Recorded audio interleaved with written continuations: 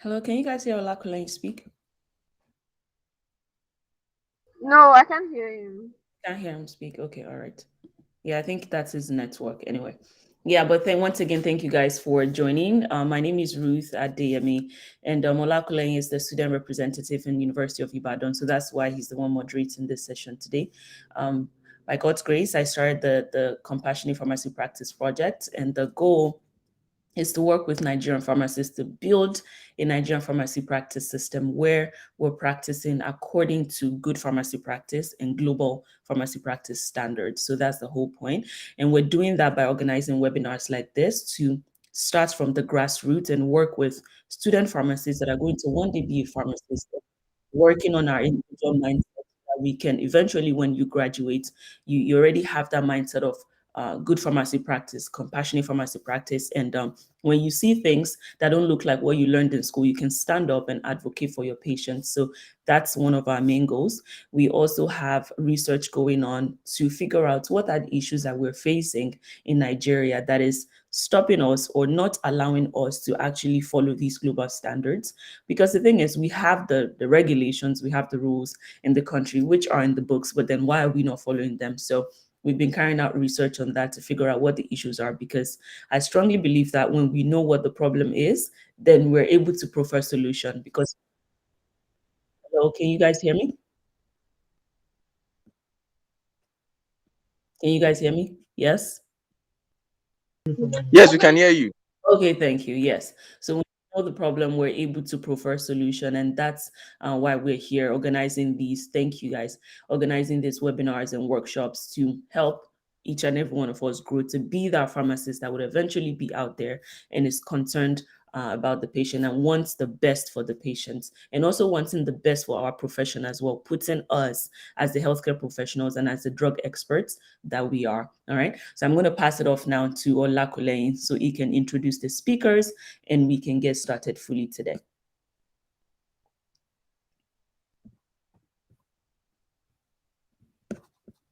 Olakunle, are you there, or you want me to go ahead?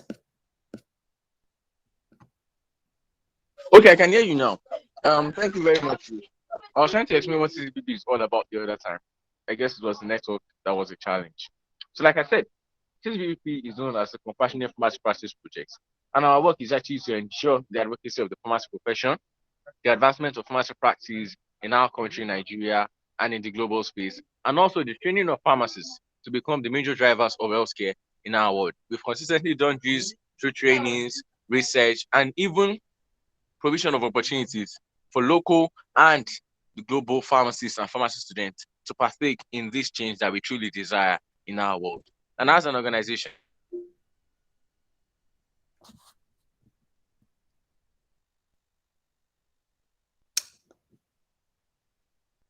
Mm, yeah, I think his network is acting up. But anyway, I'm going to go ahead.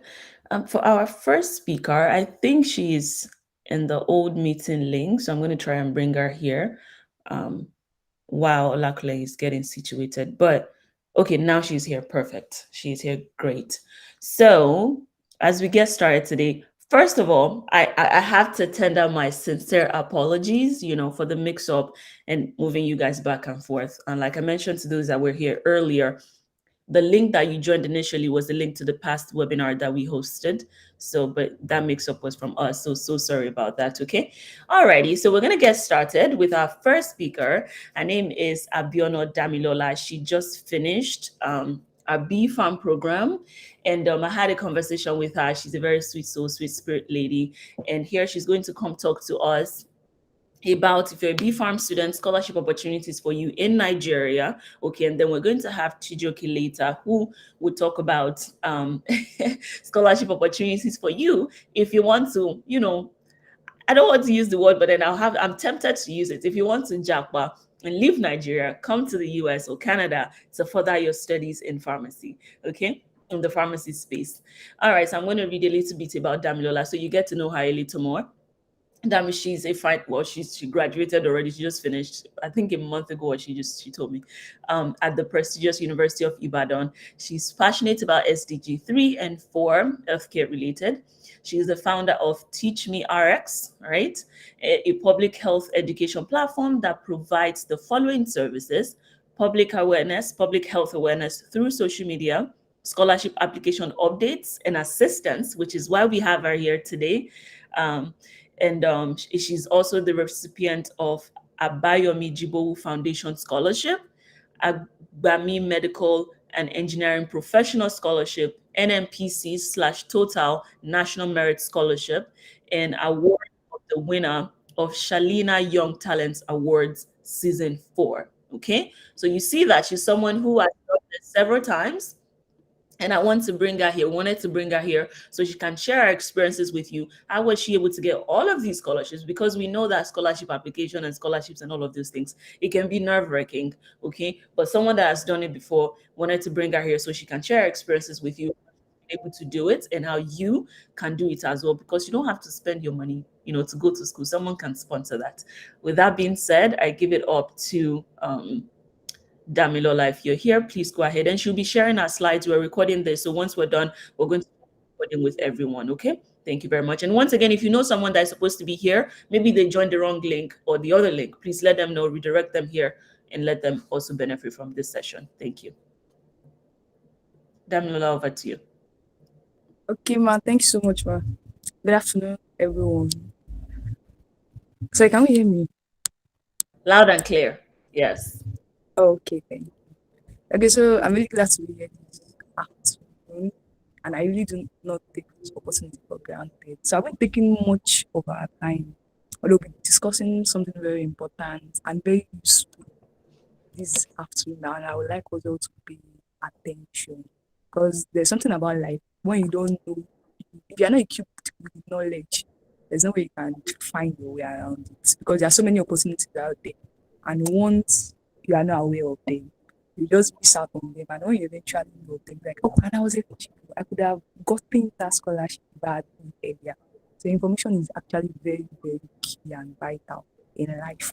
So now, yes, we'll be talking about local. Okay, my part, I'll be talking about local scholarship opportunities available for pharmacy students. Although not just only restricted to pharmacy students, because most of the information I'll be sharing is general for everyone, regardless of the course of study. So in case you have any of your friends, I really don't think there's anyone who is not interested in scholarship, who does not want free money. So in case if you have any of your friends that should be here, so you can just share the link with them so they can enjoy this rare opportunity that you are enjoying right now. So yeah, I'll be sharing my screen now so we can get started. Some I know we must have been hearing about scholarship, and so many questions on our mind. And also, by the time I'm done with this section, I know we must have been hearing about scholarship here, scholarship there, and we might have so many questions on our mind. So I'm pretty sure that by the time I'm done with this very short, it's actually going to be short, but trust me, it's going to be well needed. So when I'm done, most of your questions should be answered. And regardless, if you still have some questions which are not answered, you can always put them in. So just make adequate clarifications. So yeah, I'm calling some questions. Okay. Quick one. Can you please speak a little louder? Not if Okay, it's just no problem. yes, No problem. yes.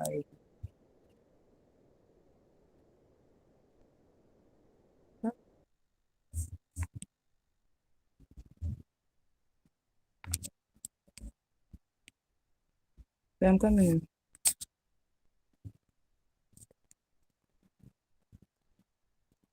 So can you see my screen? Yes. Yes, we Okay, can. so let me see where I can make it. Just be a moment. Okay, so I think we are fine now. So are you here with me? Yes, we can see your screen and we can hear you. Okay, yeah, thank you. So like I've earlier mentioned, at least from this image, you can see the guy standing on a bulb, which I'll call knowledge information, and is able to navigate. There will be so many opportunities But what you need is to be placed on the pedestal where you can clearly. Okay, he's actually using. He's not seeing them with his naked eye, though. Well, I'll call whatever he's using is also a piece of information. It's an item that has made it easier for you. So whatever information we get in here will make it easier for us to navigate around finding scholarship opportunities as Nigerian pharmacy students, but not just pharmacy students, regardless of the course of study, like I've earlier mentioned. So my focus is going to be the local scholarship which we have here in Nigeria for pharmacy students. So to start with, what is a scholarship? So basically, a scholarship is just a financial support that is awarded to a student based on academic achievement, and it could also be some other criteria, but oftentimes the major criteria that is being used is academic achievement. Then other criteria may include maybe for financial need. That's why some scholarship will tell you, okay, it's only open to indigent students. That means students who are in serious. Actually, everybody is in need of money, but those that's in very deep. So some will tell you, okay, this is for indigent students, people who they can prove that they really need the scholarship. And oftentimes, it's not even oftentimes, all times, it's for the purpose of schooling. That's the sole aim of the scholarship being given out. They want you to use it for schooling. They want you to make it easier for you while you are schooling. So there might be so many questions like, okay, the word scholarship now. You can find the word scholar, the scholarship. So that means scholarship is only open to scholars, it's not only for scholars. And you even ask some question like, okay, it's open to scholars. Me, that I'm not on first class like this. Can I get a scholarship? And some people will like, okay, this scholarship that if I eventually get a scholarship, do I need to repay? Or do I need to give an account of how I spent the money they gave me? So I'll just answer these three questions very quickly. The scholarship is not only for scholars. Actually, everyone is a scholar. Let me just put it. So the scholarship is open to everyone as much as you meet the whatsoever criteria and requirements. So the scholarship is for everyone. If you're not on first class, I know so many people that are not on first class and they got not one, not two scholarship. I actually know someone is a friend of mine. He's not on first class. And Baba got, I think, around three scholarships. Or something. So it's not only for people on first class. So the fact that you're not on first class does not mean that you can't get a scholarship. So please just clear out that ASAP. And do you need to pay back? You're not paying back any money. Nobody is asking for how you spent it. All they are doing is they send the money to your account. Although, like I mentioned, the main aim and the purpose of scholarships for schooling. So that's what you are expected to use it to do. But you can decide to use it for anything. But regardless, it's actually very, very wise and very, very advisable. Just to cater for your school needs. So it's just going to make that whole process easier. And you won't be disturbed about meeting your needs while you should be focused on your academics. So yeah, so now let's go to the types of scholarships. Yes, there are so many types of scholarship. And there's one of the questions one of the people who registered for this program asked that why is it that we have those few scholarships open to pharmacy students? That's not true. We actually have so many scholarship opportunities open to pharmacy students. But just that oftentimes most of the scholarship we're always thinking of are this scholarship offered by multinational companies. We sort of tend to take our eyes away from the fact that we have so many other scholarship opportunities open to both pharmacy students and every other student. So now let us run through types of scholarship that we have. So we have the federal government scholarship. An example is the FSB or the PTB. The FSB is is a scholarship organized by the Federal Scholarship Board. So that one is open to everyone from 100 level to 600 level, regardless of your level of study. So it's open to everyone, regardless of your level, regardless of your course. Although I want us to know something that these different scholarships are subject, the criteria for these different scholarships are subject to changes over time. You can wake up tomorrow and say, okay, we only want to make this scholarship open to just 100 level students. But they can say, okay, let's make it 100 and 200. It's from their hand. So they have the sole aim of making any decision. I mean, they have the sole right of making as regards the scholarship. But regardless, we have so many scholarship opportunities available for pharmacy students. So one of them is federal government scholarship, which is open to everyone, regardless of your course of study, even regardless of your level. Because by the time we start talking about the scholarship under the multinational company level, we discover that most of the scholarships they are open to relevant to students. So, but this one over here, federal government scholarship is open to everyone, 500 level, 4, 3, 2, 1. So yeah, that's about federal government scholarship. Then come to state boards. Yeah, come to state boards. Different states organize boards. The difference between bursary and scholarship is that scholarship is always annual till you are done with your study. Whereas bursary is just a one-time thing. You just give it once and that's all. You want to give it once this year.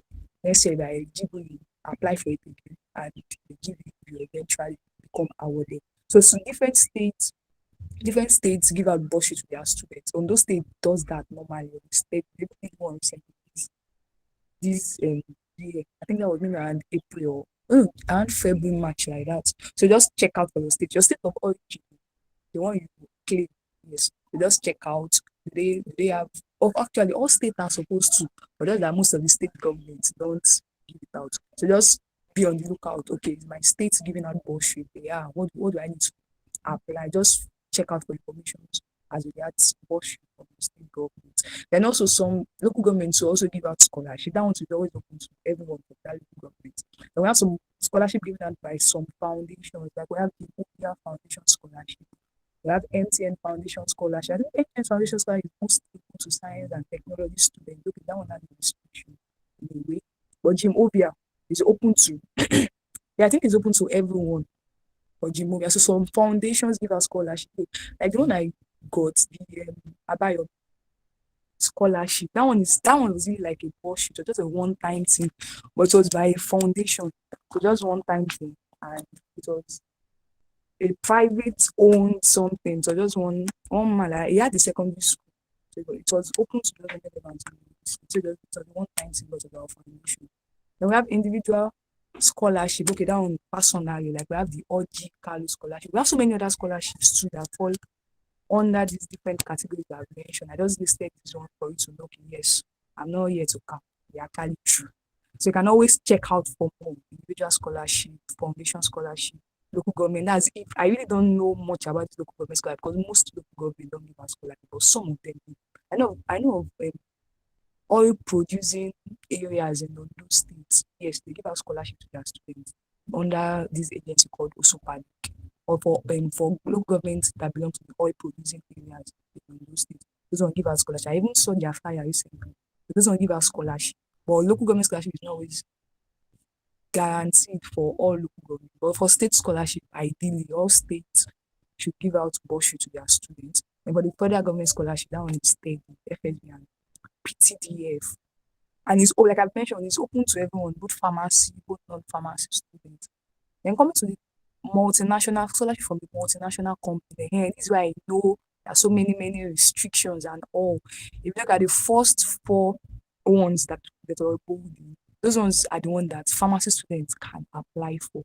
I still included the remaining one because it's okay. It's not open to pharmacy students. It's not open to pharmacy students. Most of them are not open to pharmacy students. But you might have friends that is open to that might want to apply. So like the common one is Agbami/Chevron. Because there's something most of these multinational companies do now.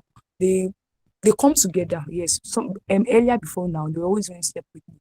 Agbami will do his own, Chevron will do his own, Total will do his own, NNPC will do his own. So I think because of the way the economic situation is, so they now come together, they form something called joint venture, where we have like 3, 2, 4 different multinational companies coming together to just to have a single scholarship scheme. So that it's not like you're not getting scholarship for 4 different places. You just make it a single one. So that's what most of them are doing now. So now we now have Agbami and Chevron. At least when I made this slide, it was only Agbami and Chevron. As at now, currently what I heard currently, we now have Agbami, Chevron, and I think I'm Total. That's 3 again. So you can't be on the 3. You have to pick just one of them. You can only be on once you are on Agbami, Chevron, Total, you can't apply for anything. Total is sponsoring. You can't apply for any other scholarship Agbami is sponsoring. So you can only be on that scheme just once. So for the Agbami/Chevron scholarship, is normally it is open to 100 level and 200 level. But I think during COVID, they made it only open to 200 level students. If I'm right, they had to make some adjustments in the but like I mentioned, they have so it's left to them to decide whatsoever how they want to go about it. They can wake up tomorrow and say, okay, 100 level student. Before it was always 200 level for both for everybody that for all the courses that were eligible, MBBS, dentistry, pharmacy, engineering. All of a sudden they woke up and decided to change the one for engineering, the payment for engineering to 100K from 200,000. So they can, like I mentioned, it's just subject to changes. But regardless, get the best you can get from them at any point in time. So it's open to 100 level and 200 level students, and pharmacy is one of the eligible courses that can apply for that. They have NDDC. This one is open only to Delta State indigene. So if you are studying pharmacy and you are from Delta State, or you people studying pharmacy that is from Delta State, you can always apply for this scholarship. Then we have the total/NNPC. This one is also open to 100 level and 200 level students. Then all courses, that means pharmacy inclusive, and every other course, both from arts, social sciences, and science, and even direct entry students. Because this is one major issue. Oftentimes, I've discovered that direct entry students have minimal scholarship opportunities they can apply for, owing to the fact that, by the time we're talking about how to go about the application, you understand what I'm saying now? Because when you're in 200 level student and you're applying, when you're in 200 level, you're applying for a scholarship, you're expected to use your 100 level results. That's what they use to eventually select who will be awarded. But now, for a D student, the person just came in into 200 level. That means the person doesn't have 100 level results. So most times, most scholarship, because that means they won't have 100 level results to tender when they are applying. So most times they have very few scholarship opportunities they can apply for. But from my research, I discovered that total and NNPC is open to direct entry students. So if you know any direct entry students, I studying any course, pharmacy inclusive, any course whatsoever, let them keep an eye on this total NNPC scholarship. The pay is 150 annual, and it's still you are done. Once you get it, you are done. I guess time you are done. Once you keep to the once you maintain the requirements that you need to maintain to be on the scholarship, you are getting to your done. Then we have NLNG. This one is open to 100 level, all courses that all pharmacy inclusive, but only for 100 level students. So if you know any 100 level pharmacy student or incoming 100 level pharmacy students, tell them to keep an eye on this scholarship. Yeah, I think the pay is also 150 years annually, 150,000. Then for the many ones there, those ones are not open to pharmacy students. But if you know anyone, then I think this shell is open to pharmacy students. But just that you also have to be from the states listed here, either Abia, Bayelsa, Delta, Imo, or Rivers. So it's restricted. Although we have two types. We have the national merit and the host community merit award. National merit is open to everyone. But you know that one, the wider the what now? Should I say the wider the coverage, the more competitive it becomes. But it's better if you are from any of these host communities. So you don't have so many competitors. So the chances of you getting scholarship is actually high. You apply for the host community merit award. So if you are from any of these states and you're studying pharmacy, you don't sleep on the scholarship. And regardless, if you are not from this state, you can always apply for the national merit award. See, go in. So we have other ones like all these engineering students and MBA. They always have, and should I say an upper age now, because most of the scholarship opportunities are always open to them. But regardless, we pharmacy students, let's ensure we fix our gaze on the one that concerns us and not get carried away by the one that does not concern us. But that's what I tell people most times. Once you know the list of scholarship that you can always apply for, you don't bother yourself about others that does not concern you. Just fix your eyes on that one that concerns you. Get everything you need to get ready. So that once the scholarship is out, you're applying ASAP and you're getting yourself prepared. So now let's talk about what does the process look like? How do I apply? What are the orders I have to scale through before I eventually become awarded? What does it look like? What are the documents required? What are the things I need to know? Do I need to write any exam? How do I apply? What are the criteria? Yes, what are the criteria for getting awarded and all? So I want to know in this scholarship journey, we have three types of students. Yes. On this, we are all students, but narrowing it down to the scholarship journey, we have three types of students. One, we have applicants, and there's also want to know as I move from one type of student to another, the what now? Which English should I use? The number reduces. Let me just use like that, because so many people will apply, but it's just out of the applicants that we eventually have the shortlisted candidates, and oftentimes it's not all applicants that eventually become shortlisted. That's just the truth. That's the painful truth now, but the bitter truth. Not all applicants will eventually become shortlisted candidates. And after the candidate has been shortlisted, then we now have the candidate that will eventually become awarded, and the awardees. And the bitter truth here again is the fact that not all shortlisted candidates will eventually become an awardee. So now let's look at what can make you not just be a student, but to make you become an applicant. Not just stop at the point of being an applicant, but also become a shortlisted candidate. And not just stop at being a shortlisted candidate, but to eventually become an awardee, because that's the main goal. That's the main goal of this webinar that we are having. Yeah, so yes, applicants. We always have applicants, but I should make it known to us that not all applicants are successful applicants. That's actually very, very important. And if an applicant is not a successful applicant, then the person has no chance of even moving forward to becoming a shortlisted candidate. So what makes an applicant a successful applicant? So it's actually very important that you ensure that you meet each and every of the requirements.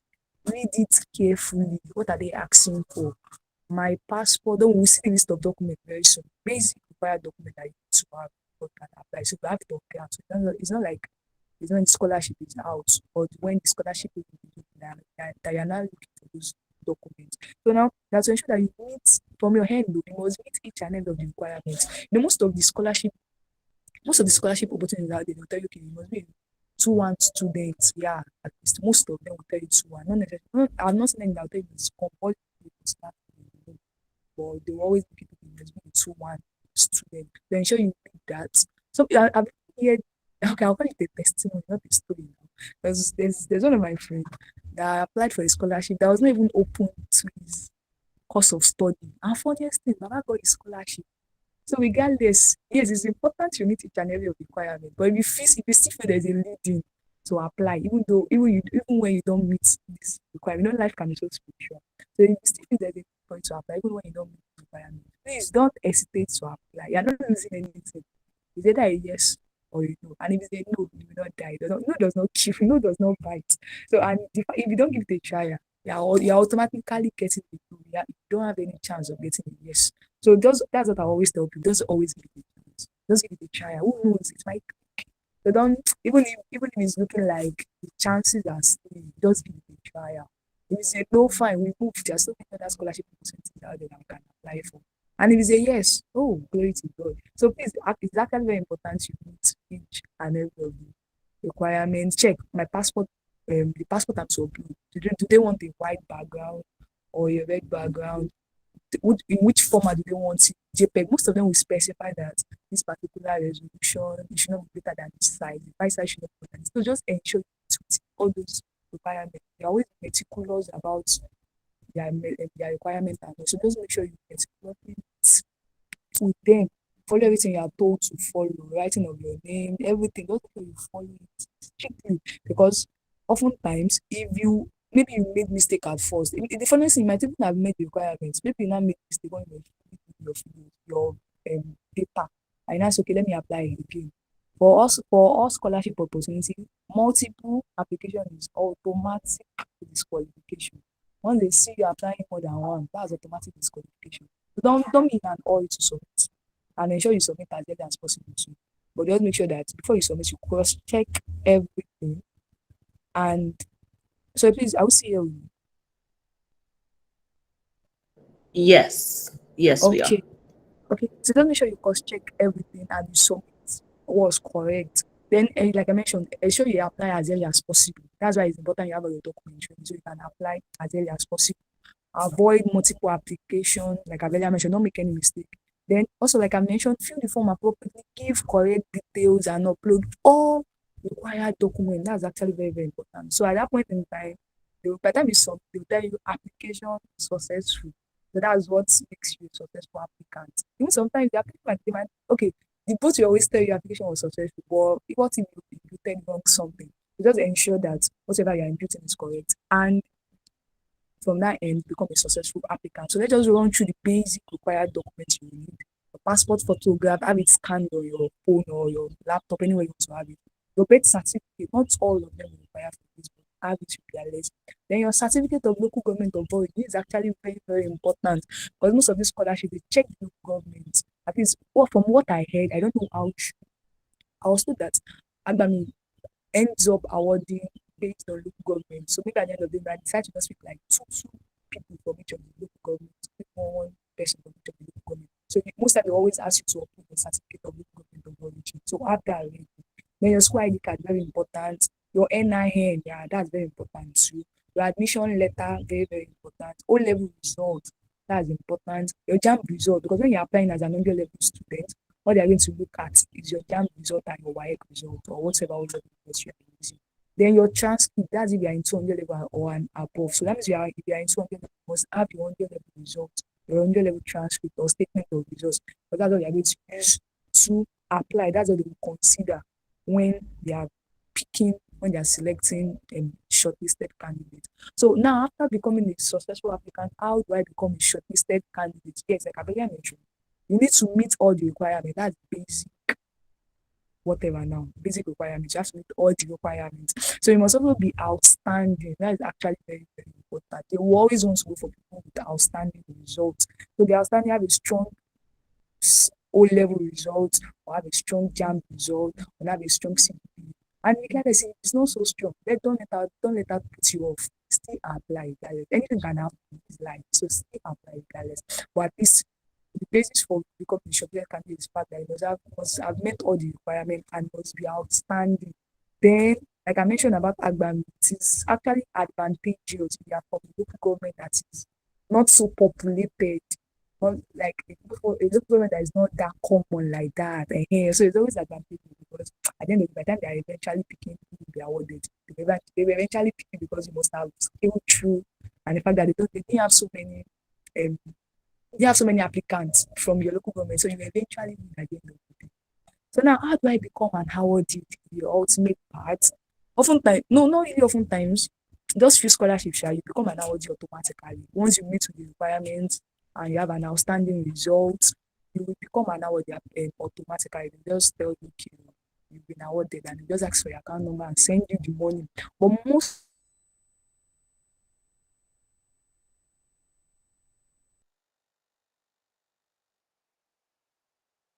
to take an aptitude test. I really don't know their pass mark because they will tell you your score. I don't know if I don't know if there's a pass mark. I don't know about how they go about it, but you would have to take an aptitude test. So once you have an excellent and outstanding performance in the aptitude test,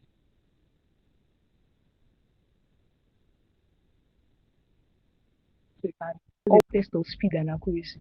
Remember, most of the aptitude tests I didn't like it because there were things I knew, but they just wanted me to be very fast about it. And as much as I was fast about it, my answers would be correct. So it were just they were basic tests of maths, secondary school mathematics, English language. And some of them I bring in logical reasoning and sometimes general knowledge. So that's what they are just going to test you about. It's not always something serious. It's just basically a test of speed. And so speed and accuracy, not speed of accuracy. It's really the test of speed. How fast can you be? So that they give you a very short time. I have to answer so many questions within that very short time frame. So it's just basically speed of test. It's basically a test of speed and accuracies. So, okay, if you eventually become an awardee, before I talk about this, if you eventually become an awardee, so how do you sustain? Because that was one of the questions I saw. How do you sustain? How do you make sure that you remain on that scheme and you don't do that scholarship? There's something I always tell people. It's even harder to get scholarship than it is to remain on the scholarship scheme because once you get the scholarship, they don't need to have more than 2-1 as a CPP every section for you to remain on that scholarship. They're not asking for a first class. Just have 2-1. Make one of 2-1 as your CPP.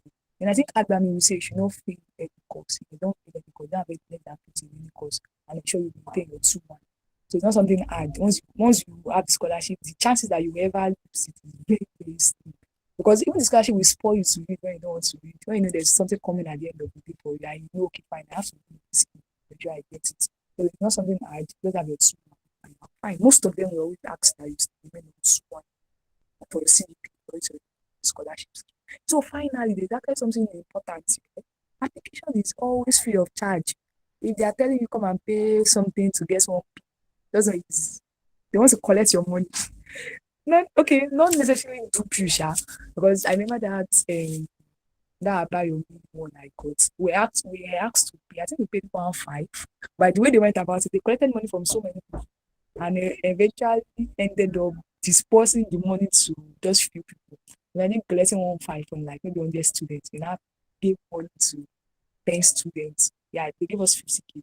We got 1.5 from 100 students. So you now put it up together, then maybe added 2 and I give out the money to 10 students that were the best whatsoever category. So more scholarship is always free of charge. You just walk to the cafe. So something you can do on your phone or your laptop.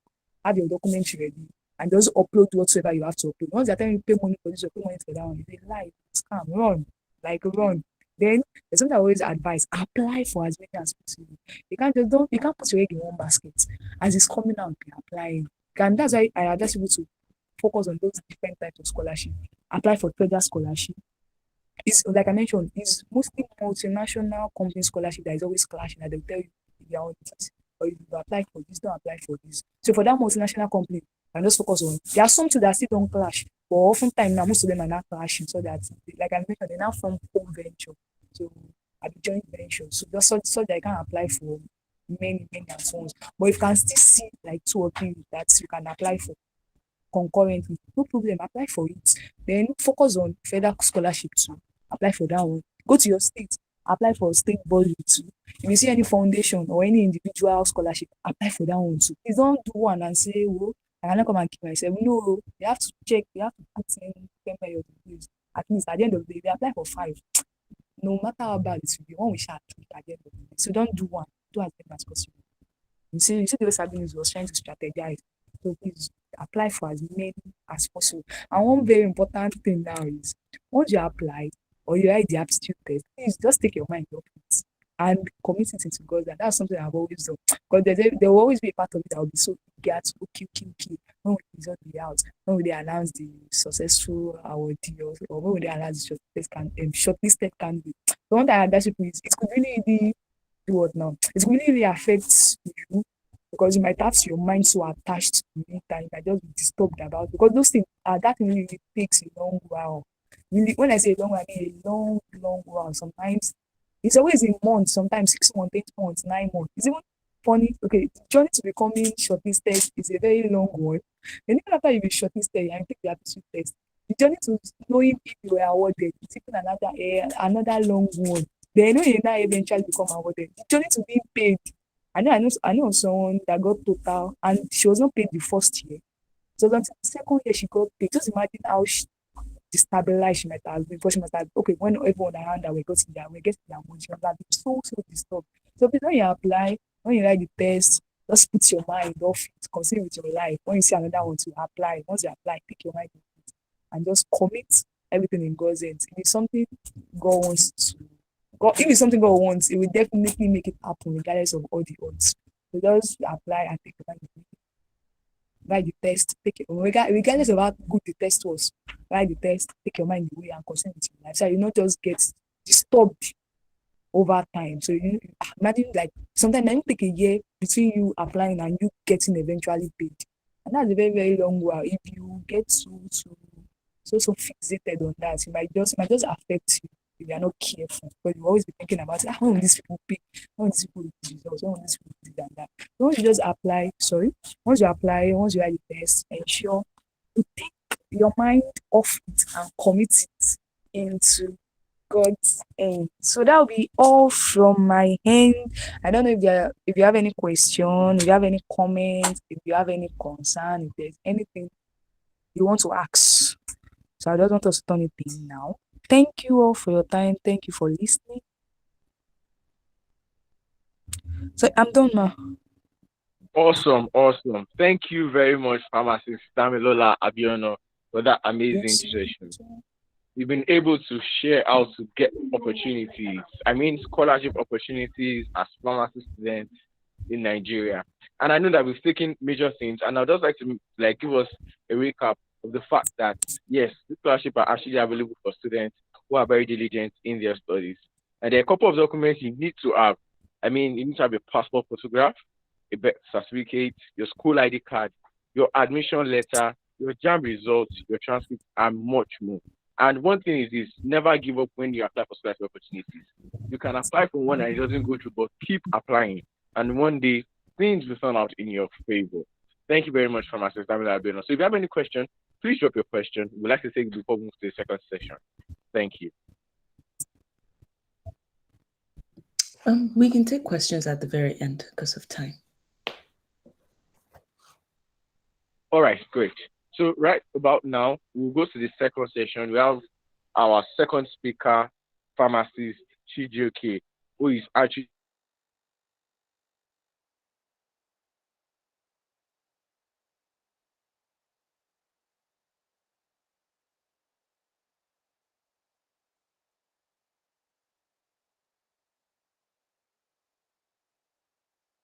All right, I'm gonna fill in for him.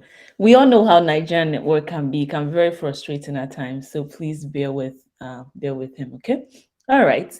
So we're going to get started with Chijioke. I'm so excited to have him here today. We've been in contact for quite some time, and I picked his brain for some minutes, and I can tell you that he's an excellent person. And he's here to share with you scholarship opportunities for Nigerian pharmacy students who would like to transition from B.pharm to maybe a PhD program in the United States and in Canada as well. All right. So it will be a US and Canada scholarship opportunity that we'll be sharing with you guys today. All right. So Olakunle, if you're here, you can go ahead and read his bio so you can get started. all right. Thank you very much. So, pharmacist Chijioke Okeke is a Nigerian trained pharmacist. Sorry, just a minute. He's a Nigerian trained pharmacist and a current PhD student at the University of Austin College of Pharmacy. His research is focused on investigating the effectiveness of drug interventions, pharmaceutical services, and healthcare policies with the goal of providing evidence towards improving health outcomes and effecting policy changes. Before joining the PhD program at the University of Austin, he worked as a regulatory pharmacist with the National Agency for Food and Drug Administration and Control, NAFTA. He is a recipient of various local and international scholarship and leadership awards and has made research presentations at both local and international conferences. He is the co-founder of Venn Careers, a platform that provides guidance to Nigerian pharmacy graduates on how to navigate the rigorous pharmacy recruitment processes. His favorite quote is by Amanda Gorman: "For there is always light, if only we are brave enough to see it, if only we are brave enough to be it." Please welcome with me pharmacist Chijioke Okeke to this session. Thank you very much, sir. Thank you so much. Can you hear me? Yes, we can Ruth, hear you, sir. Okay, awesome. Thank you for that very wonderful introduction. I'm super excited to be here to sort of share my experience about the application process. I'm usually very delighted to come on to platforms like this, wherein I get to share how the application process was for me, because when I was applying, I was also part of the audience, many audience like platforms like this, in platforms like this. And I do believe that, opportunities like this help in the application process. So thank you again for inviting me. Just to add a little to the introduction, my research at the University of Houston College of Pharmacy is sort of focused on, effective utilization of opioids and medications for opioid use disorders in chronic pain patients like cancer patients. So given the opioid epidemic in the United States and also across the globe generally, there is need to provide evidence that will guide clinicians in their decision-making process and also sort of provide some guidance to healthcare policymakers, the government, while making laws that helps to effectively that help in the effective prescriptions of these medications and also make their access pretty much preserved. So I would go right straight to my presentation. I think I'll have to share my screen, right? Can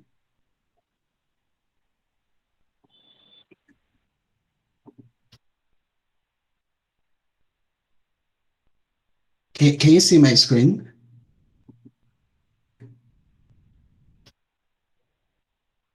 Can you all see my screen? Ruth, can you see my screen? Now I can. Yes, I can. I can see it now. Okay, just give me a second.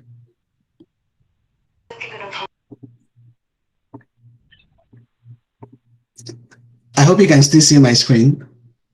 Awesome. Yes, sir. All right, so I'm told that the audience is a mix of pharmacy students primarily, and then pharmacists and pharmacy graduates who are passionate about pursuing a graduate program in the US and perhaps Canada. And so I've sort of tailored my presentation to reflect the diversity in the audience. So I would like to start off the presentation by giving us an overview of what pharmacy graduate programs are obtainable in US schools. And then I'll move straight to the funding opportunities therein and the admission timelines. I will also discuss what are the requirements that you need to have to be able to apply to these schools. Program fits is also a topic that is very important in the conversation of scholarship applications. And of course, school search. Then towards the tail end of my presentation, I will discuss how to build stellar profile and strategies for submitting competitive applications with perspective as a student, as well as a pharmacy graduate. Then at the end of my presentation, I'm super happy to respond to your questions that you may have about my presentation. So I do believe that we're already familiar with the degree types after your bachelor's, right? So, but I think it's important to start from the bottom and then move up. So we know that if you want to pursue a graduate program, you're looking at certain degree types, which could be a master's. So in a master's program, you're looking at, in a master's degree, you're looking at, it could be a master's in science, master's in arts, master's in bachelor business administration, master's in public health, and all of that. So a master's usually has an average completion time of about 1.5 years. Then the second one is a doctorate. That's our famous PhD, right? So PhD usually has an average of 4.5 years completion. And then there are some graduate programs that are dual in nature. So you see some people combining a PhD with an MBA. You see some people combining a master's with an MBA and all of that. So these are like the variations in which degree type graduate programs could come in. And of course, since our audience is pharmacy professionals, or sort of, student pharmacists as well as pharmacy graduates, there are some pharmacy related programs that are out there. There are many of them, but I sort of highlighted a few which I think, or I do believe that many people have gotten into and have gotten full scholarships or partial scholarships, as the case may be. And when you look at these programs in the US, I've sort of categorized them into two parts. The research-based pharmaceutical sciences program. So you likely see programs like medicinal chemistry, you see pharmacology, it could be master's or PhD in pharmacology.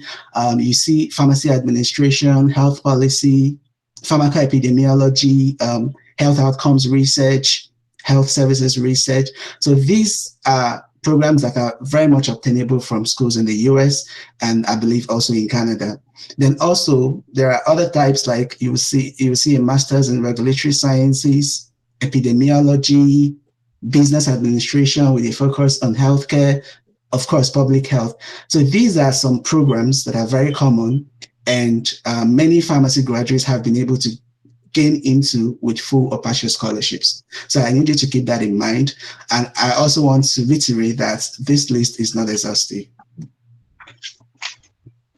So my key takeaway from this slide is the fact that you do not need a master's degree to be eligible for a PhD program in the US.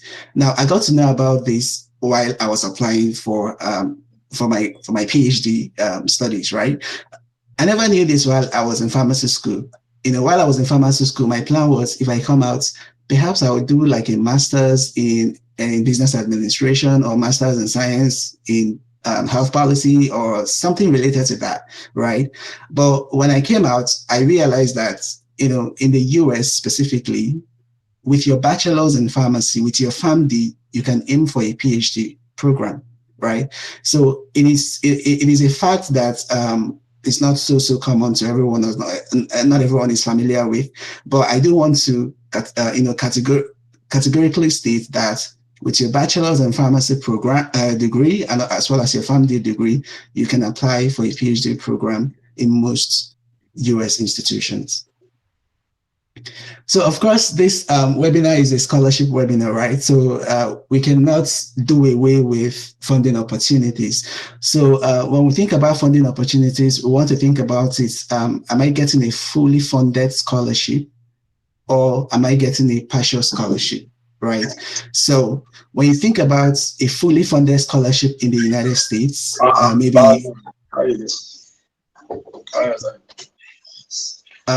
okay. When you think about a fully funded scholarship in the US, it could be a master's or PhD of any program that is pharmacy related or anything, right? So what you're looking at is it comprises of a full package. So the first thing there is that your tuition is going to be waived. So it could be in form of a tuition waiver that is attached to the particular program that you apply to, or it might be in form of a fellowship that automatically waives your tuition, right? So another thing is that because you're an international student or you're a student, you have to still pay some bills, some living expenses, right? And so the ways that this program try to be considerate to their students is the fact that they offer them on-campus employment. It could be an employment in the College of Pharmacy where you got in, or sort of employment in the department, right? And so this kind of employment, it comes in what we call graduate assistantships. So you could be employed to become a teaching assistant, wherein you help in curriculums of maybe PharmD students in the school you got into, or their bachelor students, right? You help to also, you help the main faculty in the teaching role. So that's what you primarily do as the teaching assistant. Or you could also be awarded a research assistantship, wherein you help in carrying out some research projects, of course, the funded research projects. So from the grants or from the funds, you're being paid. So the idea here is that you're provided an employment that offers you a monthly stipend that you can use to settle your living expenses. So that's the idea. Now, the third thing on the package for the fully funded scholarship package is the fact that many schools are going to offer you health insurance coverage, right? So, I mean, healthcare, if you're really familiar with the healthcare system in the US, Ruth is going to agree with me on that. The healthcare system is super expensive, that a native American, it finds it very difficult to even afford it without any form of coverage, right? So the department or the program that you're going into sort of knows that it's important to provide you with some sort of coverage. So some can give you full coverage of your health insurance, while others will give you partial up to 75% or 60%, right? So the remaining percent you can pay it off is usually very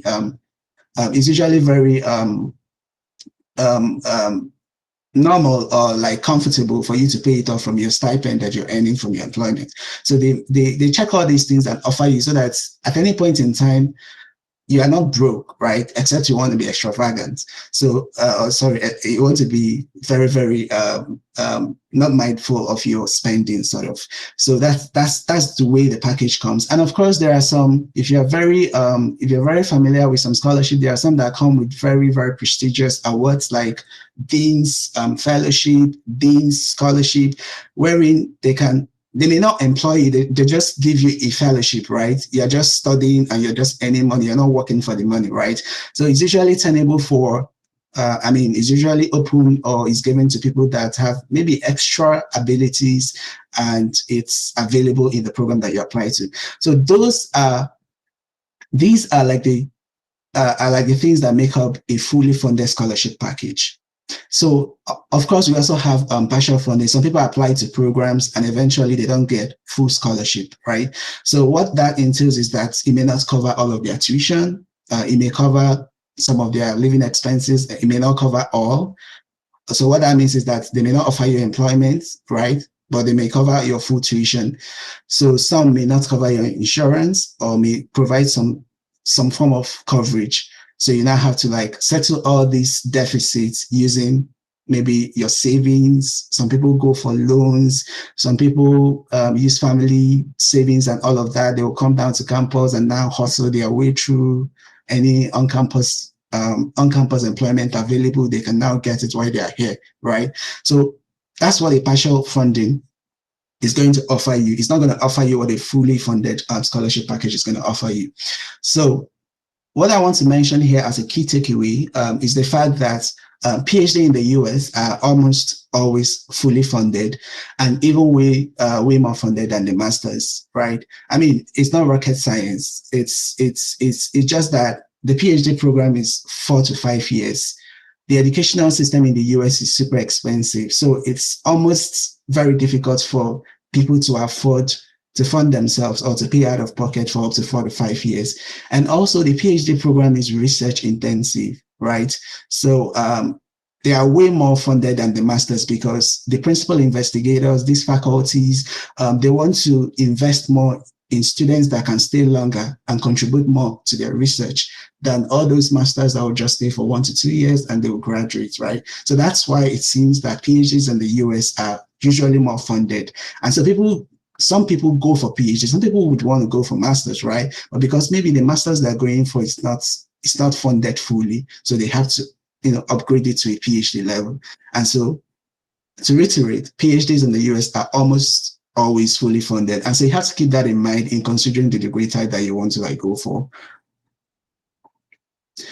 So I thought it's maybe worthwhile to discuss admission timelines because I get tons of messages on my social media platforms, and some people will be like, hi, I want to apply to your school, just tell me, can I apply now and all of that. I'm like, okay, maybe the application is even ended and you're sending a message and all of that. So why does this matter? It matters because many programs are time specific, right? So there are timelines in which your applications can be received. Although I do believe that there are some programs that, take review applications on a rolling basis and, across the 365 days in a year, right? But many of the programs, they take times. So they have stipulated timelines in which they can review applications from students, they can receive applications from students. And so that's why you need to be aware of the admission timeline for the program you're applying to. Another thing there is that there are some programs that need you to apply separately for scholarships, right? I think it's more obtainable in master's program, right? Like public health or something, programs of that nature, right? So they want you to submit your application and then you now apply for the scholarship. So for those programs, you need to apply early so that you can be considered on time for the scholarship. So that's why I think admission timelines is very important. And also, if you apply early in some programs or in some schools, you have access to waivers, like they could waive your scholarship application fees. So those are like the benefits. And I believe there are others too that applying early might grant you. Now, there are two specific admission timelines in the US. We have the fall admissions, right? So the fall admissions, the application timeline is typically from August to January, right? So, I mean, many schools could begin like in July, many schools could begin like separate in September, but many of the schools fall within August to January to receive your applications.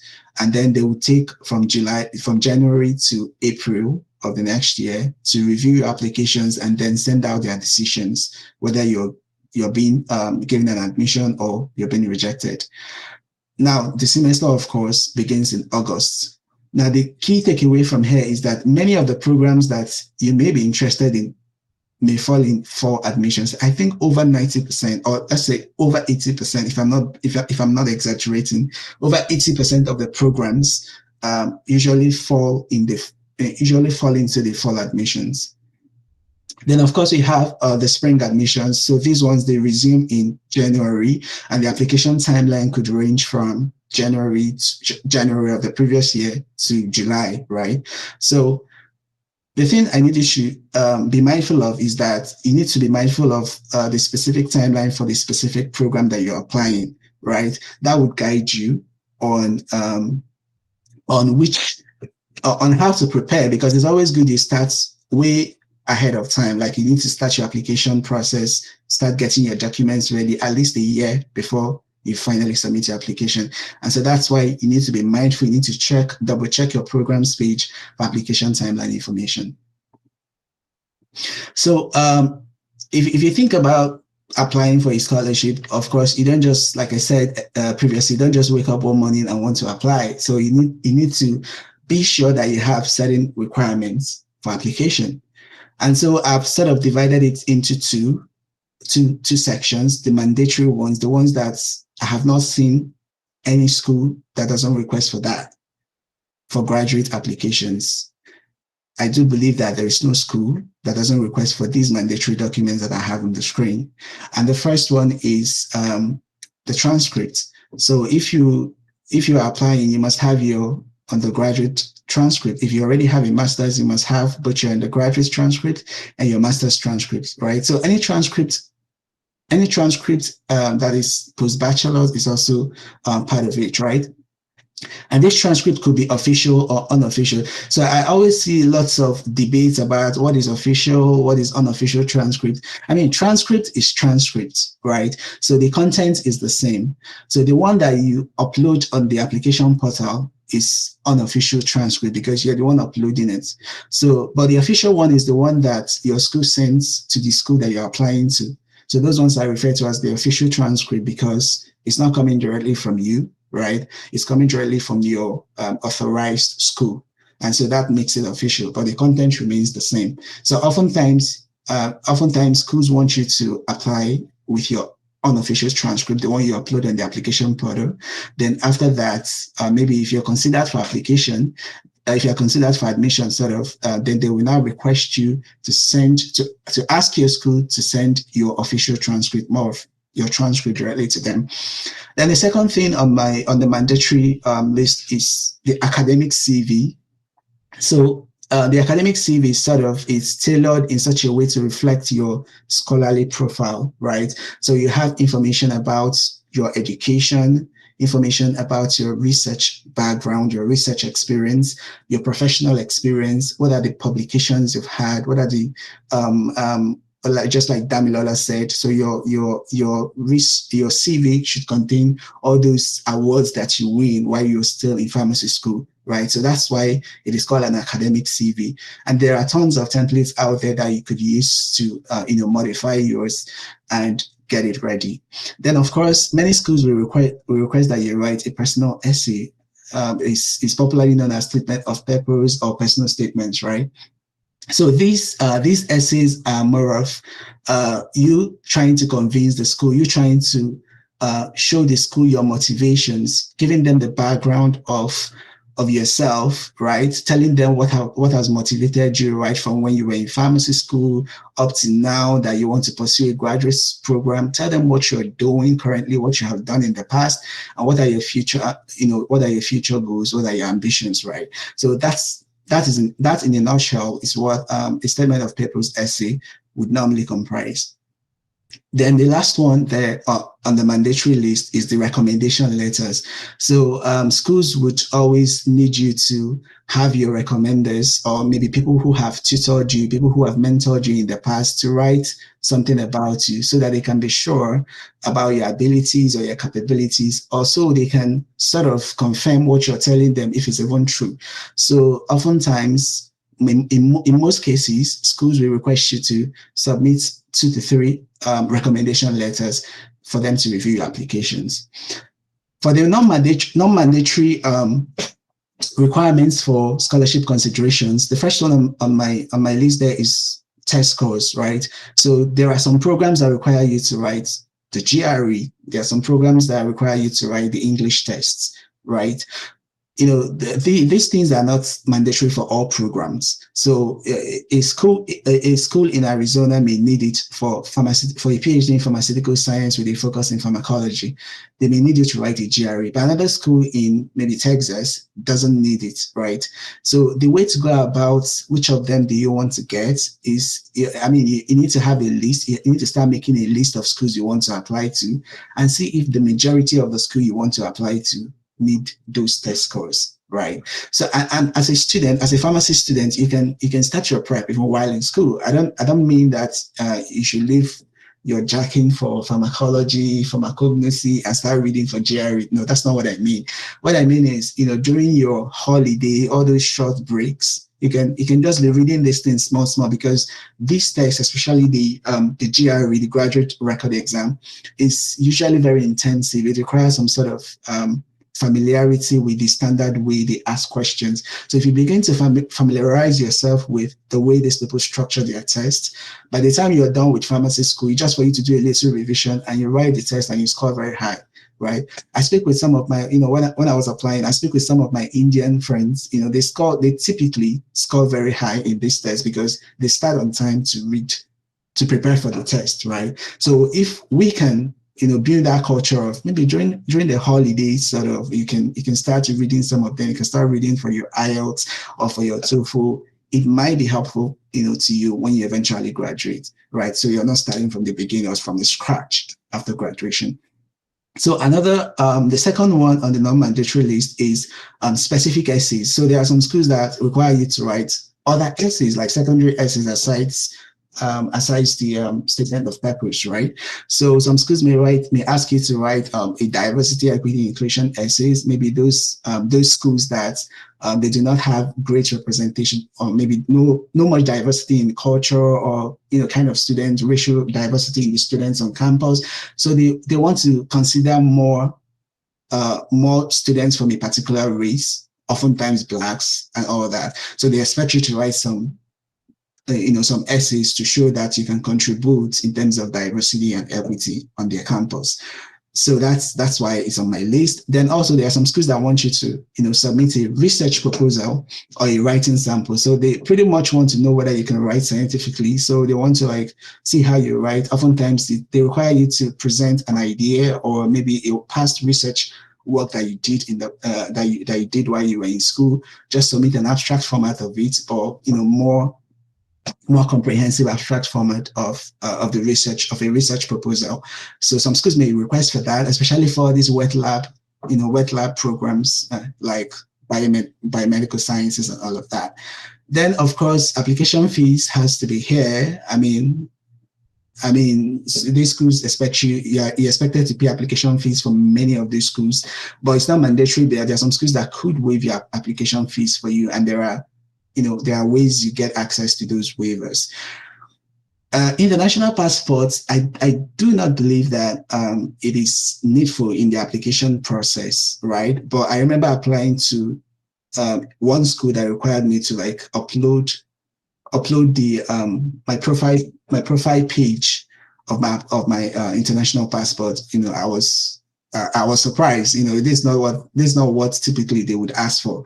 But I mean, you're applying to travel abroad, you should try to get an international passport, right? Because, given the, unpredictable nature of things in the country, there have been situations where the paper gets finished, the passport paper gets finished, and there are backlogs of unprocessed passports and all of that. You don't want to be in that situation, right? So I would even advise, get your passport as one of the first things that you need to get ready, because eventually you would have to use it, right? So that's why I put that on the list. And finally, on this list, there's what we call WES. That's like World Educational Services. So it's like a transcript organization or platform that helps to standardize the transcripts of international students to look similar or to reflect that of the United States. Given that our CGPA is in 5.0, 7.0 level, right? So if you submit, some schools want you to submit your transcript to this organization called WES, so they can sort of make your transcript to look to look similar to what is obtainable in the US, converted to a 4.0 GPA. So it requires some steps or some processes, right? So that's why it's good to identify if the school that you want to apply to will sort of need you to submit your transcript to WES. So my key takeaway from this slide is the fact that having additional requirements will technically give you an edge. Yes, there are some things that are very mandatory, but if you have other things, for example, if you're applying to a program that says test scores are optional, that the GRE is optional, but maybe somehow you've written it and you scored very high, If you submit it, it might help your case. Then also another thing is the English test. I always tell people, like some of my friends that reach out to me and they're like, okay, they've made their considerations and they feel that either of TOEFL or GRE or either of any of the language tests and GRE, they can do, but they cannot do the both of them, right?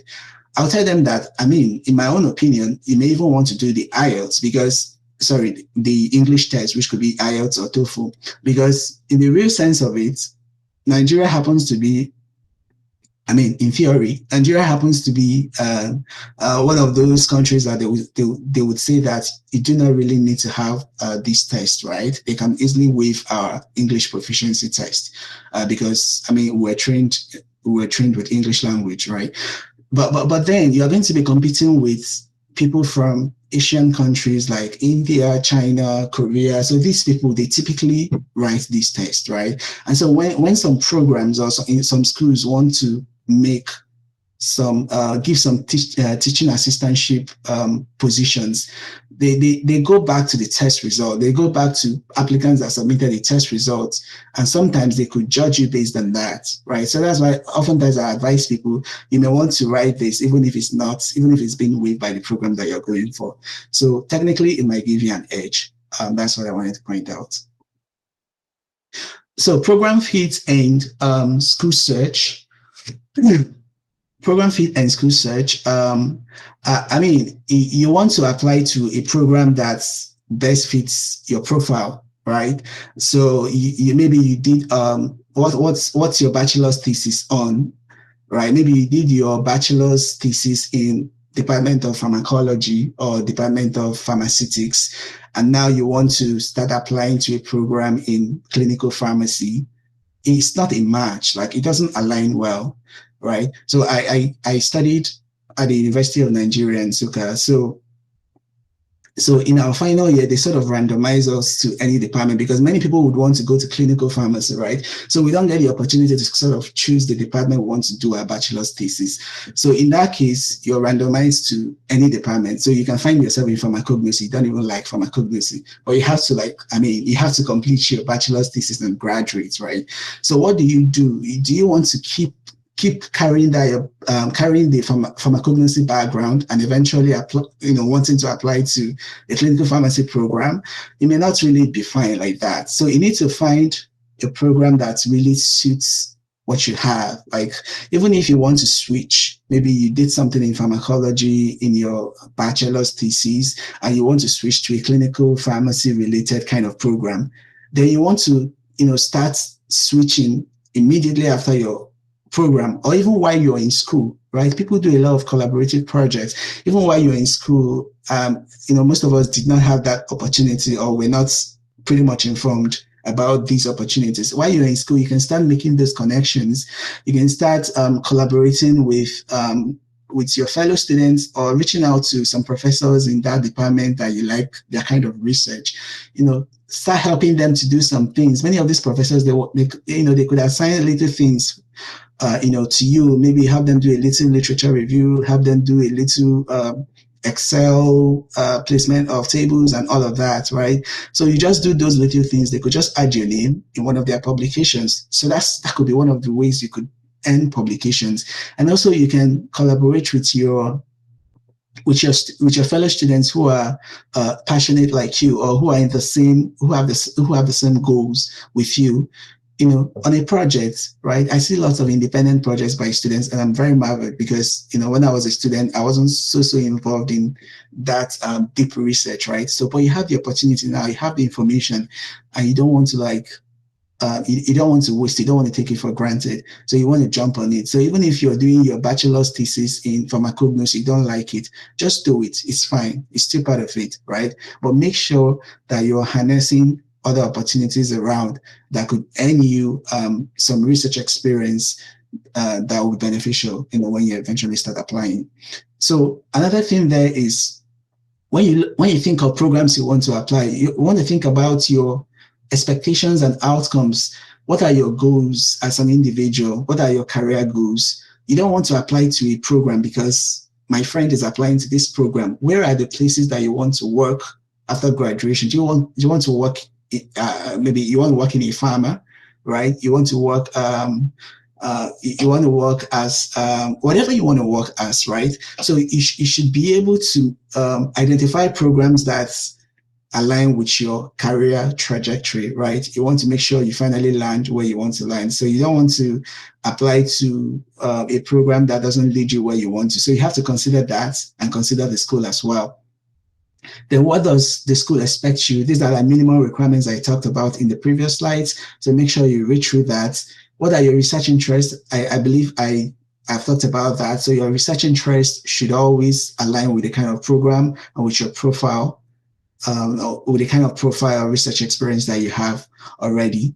Then when you're looking at program fit, you're also looking at, does the program give me funding, right? When I was applying, I knew that funding was like a deal breaker for me, right? So any school that wasn't going to offer me full funding, I make sure that I deleted the school from my list. Yeah, because I mean, it's a scholarship opportunity that we're looking for. So you want to also make sure that you narrow your options to schools that can provide you with the full scholarship coverage.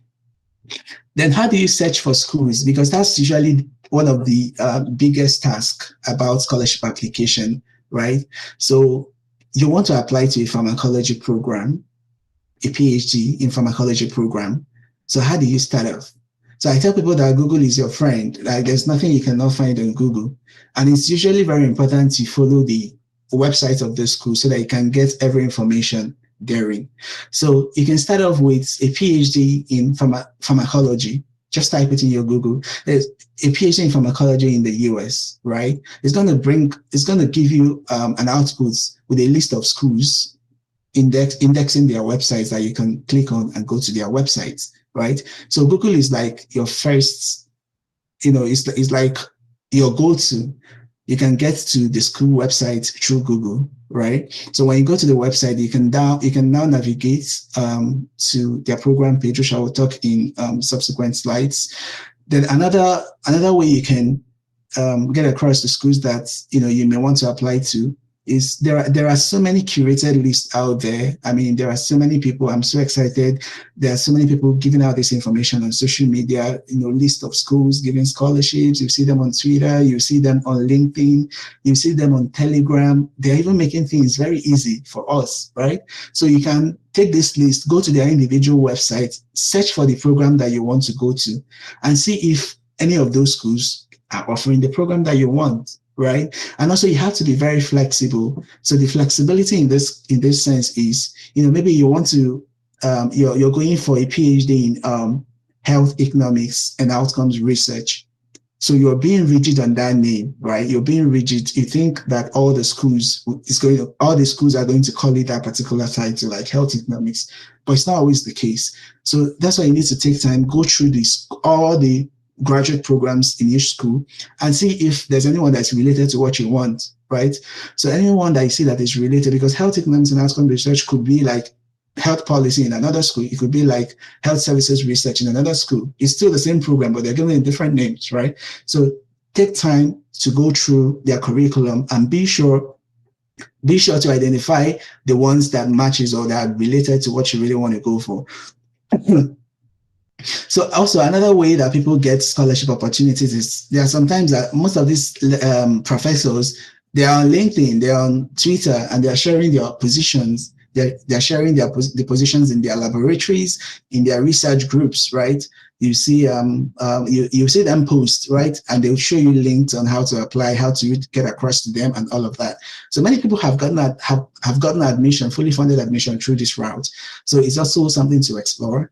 And of course, recommendation is very, very important. Maybe you have your senior University of Ibadan that graduated maybe 2 years ago or 3 years ago and has gotten into a program that you think you can get into as well. You can reach out to them and tell them to recommend schools, because if they are here, they might be more familiar with schools that are in their area of research, right, or in their sort of program, so they can give you recommendation. And oftentimes when I was applying, when I check for schools, I try to look at their students and see if there are Nigerians in the program, right? So if I look at a program, if there's a Nigerian, I'll be like, okay, interesting. If this Nigerian guy can get in, maybe I could also get in, right? So that's the idea. Or maybe an African. I try to look out for Africans in those programs, because the reason is this person or these people, they have the same background with us, right?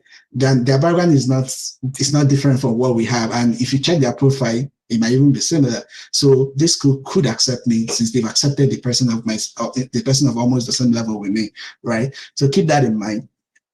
Now, my opinion about searching school is that it remains like, if not the most tedious portion of the application process, it's one of the most tortuous portions, right? So you need to devote time. It takes energy, right? It takes time, and it's something that you don't have a timeline for. You can start searching for school in a year, and it goes throughout the year, because you keep modifying, updating your list. If you see a better school, if you see a better program, if you see school that will offer you better deals in terms of, are they within your application, is their graduate program better, and all of that. So you keep modifying until you have a final list, right? So that's why it's a very tortuous process. It's not something that it can be completed in a month or two. And that's why you need to get started. Start building up your school list and start keeping notes of them. And be sure to thoroughly review each school's graduate program page. So this is what it looks like to search. I do believe it might be helpful to show you this. If you want to search for a school, maybe you want to apply to a program in the College of Pharmacy at the University of Houston. So when you come to the College of Pharmacy page, you can just go to your mind, or if you open any university's page and you're searching for programs, you should go to the admissions tab, or tabs that are similar to something about prospective students, like you see on my screen, right? So you can see, you can navigate to graduate programs of that school, right? So you can see the graduate programs that they offer at the College of Pharmacy here, that is being used as an example. Then from there, you can click on it and go directly to their programs page. So their programs page is going to furnish you with lots of information about what's their curriculum. So you can take your time and go through their curriculum. What's their frequently asked questions? Who are their recent graduates? Where do they work, right? What kind of financial package do they have for their graduates, right? So these are the things that a typical graduate programs page is going to furnish you with. And also, you also have tabs that will take you to the faculty list. You can identify some faculty that you like their kind of research. You can keep note of them so that you can send them an email later on towards your application time. You can also get access to the email of the program director, so you can ask some questions that may not be on the website, because oftentimes the website may not be updated all the time. So some information there may be outdated, sort of. So you want to make sure that you have updated information. You can always double check for anything that you find confusing with the program coordinator, which their emails are pretty much on the program pages. Of course, the application period for these programs are always listed on their website. So it's important why having why searching for schools is important to have a spreadsheet, an Excel spreadsheet of the schools that you want to apply to, right? So I mean, it doesn't mean that all the schools you apply to all of them, right? You may not have the resources to apply to all the schools, right? But then having a spreadsheet sort of helps you to see the ones that you can easily apply to, because like when I applied, what you can see on my screen is like a typical spreadsheet that I used, or sort of that I used to develop the requirements that I would need to have before applying to them. So the schools, you tend to identify if the school needs a GRE, if the program needs a GRE, if the program needs a WES, a TOEFL, application fee waiver. Sometimes you can create another column for the website of the program, so that anytime that you want to visit the program page, you just go straight to your spreadsheet and go straight and access this information, right? Also, it's important to have a spreadsheet because you need to also have your program coordinator email just right on time, pretty much accessible, so you can easily copy and paste and send them an email. So it's good to have it organized. You can always modify. You can delete the one that you think you cannot apply to. So it's pretty much very important. So I think this is one of my final slides. So it's all about building your scholarship profile, right? So what are those things that you need to work on as a student and also as an early career pharmacist, right? So the first one is your grades, right? As a student, you still have a say on your grades. So don't let anybody tell you that grades don't matter. They matter.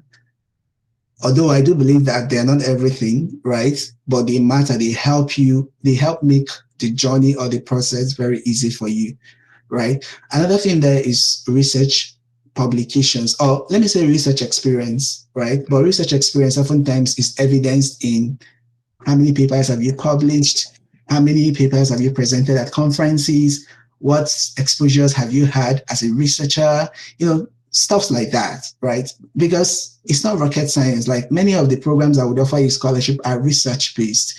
So they want to make sure that you have the tenacity to navigate the rigors of research for them to admit you into their program.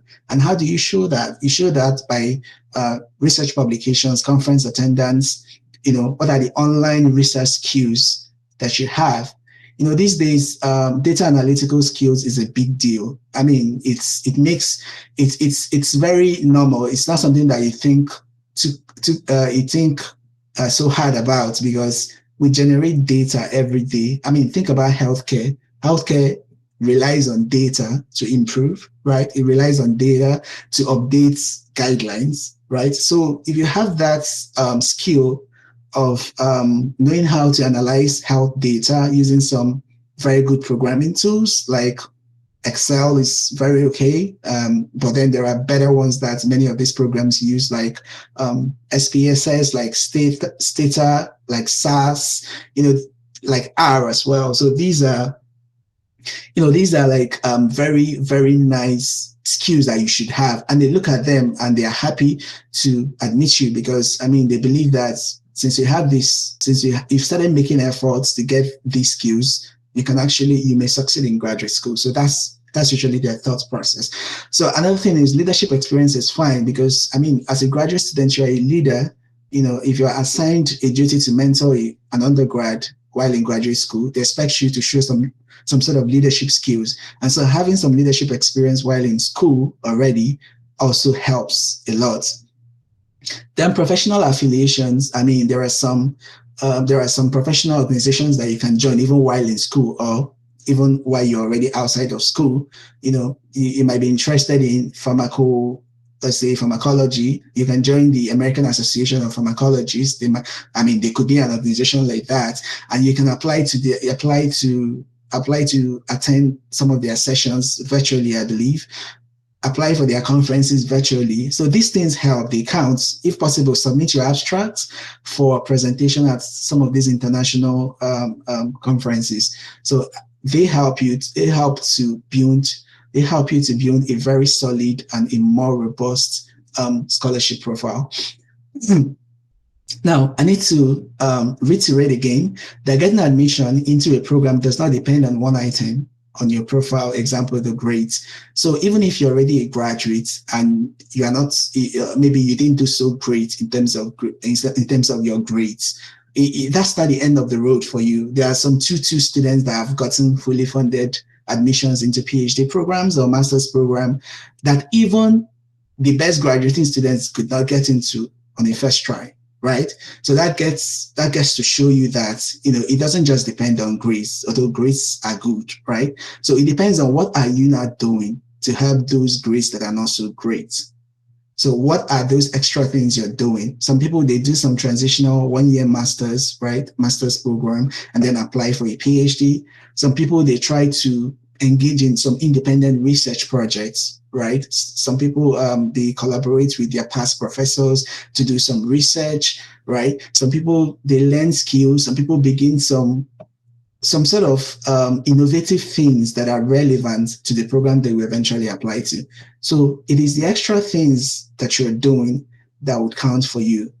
I mean, what you're currently doing at the point of graduation, at the point of application, makes more meaning to those professors than what you may have in the past, because what you're doing now has more influence to your future goals than what perhaps you had done in the past. So that's why I stated out there that it's a holistic assessment. So they look at your grades, also look at, okay, he doesn't have a good grades. Oh, okay, but he has done this thing after graduation. He's currently doing this. Wow, he presented at a conference last month. You know, these are the things that help your application. It's a holistic assessment. And so this is my final slides. What are those strategic steps that you need to take? So you need to start on time. That's the number one. You need to start on time. You don't just start getting all these requirements ready maybe a month to the webinar. It doesn't show any level of preparedness. So you need to start on time. Starting on time, like I discussed in previous slides, we help you get ready, give you enough time to contact your recommenders for contact your recommenders for recommendation letters, and also gives you access to some waivers as the case may be. Then also apply to as many schools as possible. I was very happy when Damilola mentioned that in her presentation. So in any scholarship you're applying to, you don't want to apply to just one. You don't want to apply to just two. In fact, I have a friend, my very close friend, she applied to 12 schools when we were applying, but she got into one. So sometimes we laugh about it. What if you didn't apply to that one? So you imagine how devastating should have been for her. So you never know. It's possible that she could have applied to just that one and get in, but you never know which one is going to click. So that's why you need to apply to as many that you can afford. I mean, these things are resource intensive, it's capital intensive. I mean, a typical application fee may range from $50 to $100. So you don't want to waste your resources, right? But then if you can get access to waivers, that's why it's good. If you can get access to waivers, you can apply to up to 10 or multiple schools as you can. Nothing to lose. Have a balanced school list. Yes, I do not want to be a pessimist, right? Because we can achieve whatever we set our minds on to achieve. We can get into Harvard, we can get into Yale, we can get into Oxford, right? But you don't want to apply to just Harvard kind of schools, right? You don't want to apply to just Oxford kind of school. You want to apply to schools that are top, and also schools that are moderate that you think you can get in, and also maybe the lower schools. So be sure to have a balanced school list, because at the end of the day, you don't want to waste your resources. There's I had somebody reach out to me this past application cycle. I think she was a best graduating student in one of the pharmacy schools. She had applied previously, like before this past cycle, but she didn't get in. The reason was because she was applying to all these very top schools like Harvard, Yale, and all that. I mean, it's good. I mean, she's the best graduating student. She could have tried out, but she just applied to only those kind of schools. You don't want to apply to schools that you want to make your application not to be skewed towards those kind of schools. Let your application be moderate enough. Let your list of schools be balanced enough. Then check the profile of current students with similar backgrounds and reach out to them for updates. Then reach out to professors for cold emails. So cold emails are like research emails. You're reaching out to professors in the program that you want to apply to, telling them what you've done, telling them what you're currently doing, and telling them that you're interested in their research, that you want to work with them, that you want to apply to the program, and you're passionate about working with them because you love what they are doing. So it's something that there are so many sample code emails out there that you can use, but make sure that you personalize some of these things, to to align with your personal goal, your personal profile. Then stay connected with potential supervisors. So when you send out these cold emails to supervisors, many of them are going to get back. Some of them are going to get back to you and tell you to apply. Just that some, if they like your profile so well, they may schedule a meeting with you and say, let's meet over Zoom or something like that, right? So, but the ones that reach out, whatever the message is, try and keep in touch with them. Keeping in touch doesn't mean you have to be emailing them every month. Maybe when you eventually apply to the program, you can get back to them again and tell them, I've applied to the program, and these are like the things I've done, from the last time that I sent you an email. These are the things that I've done to improve my skills, to improve my knowledge that will prepare me better for graduate school. So this is a way of getting them updated. And it is very important. Reaching out to professors is very important, because I remember the professors I reached out to, all of them were part of the interviewing board when I eventually interviewed with those schools, right? So they would be like, yeah, we've communicated several times. Can you now tell me more about your research? Tell me more about what you think you like about my research, that kind of a thing. So it shows that, you've been updated. They know you, right? They could have been the one that recommended you for an interview. So that's why you need to email. It's not always compulsory, but emailing helps. Then add extra skills to complement. I've said this already.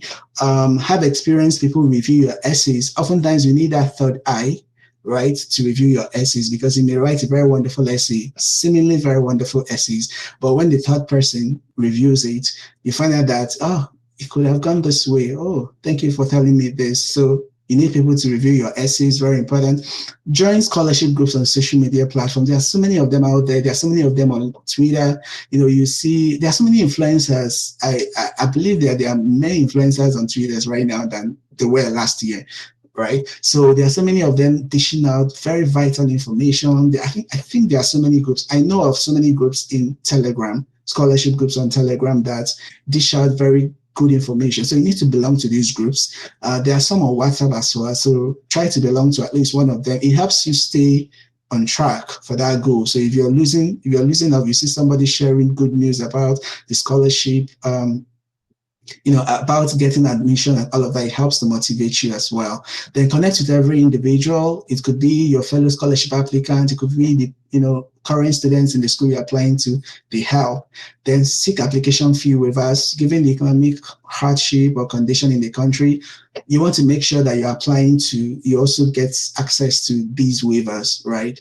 And of course, finally, you pray, you work hard, and you believe in yourself. Now, the thing is, this process is usually super competitive. It's super exhausting. I don't know if there's another word I could use to describe how tortuous the process could be, right? So I remember when I was preparing, I was doing two jobs, right? And so I was also preparing for all these things. And my family at some point, they were worried about my health, sort of if I was losing my mind, because I was always racing on so many things. So it's super competitive. You're going to feel the pressure, but don't worry. If you work hard and believe in yourself, anything is possible. You can get into that program of your choice. You can get into that, you can get that scholarship of your choice, that prestigious scholarship. You can get it. Just put in work and be consistent with it. And with that, I've come to the end of my presentation. I thank you all for listening, and I'm happy to respond to your questions right now. Thank you.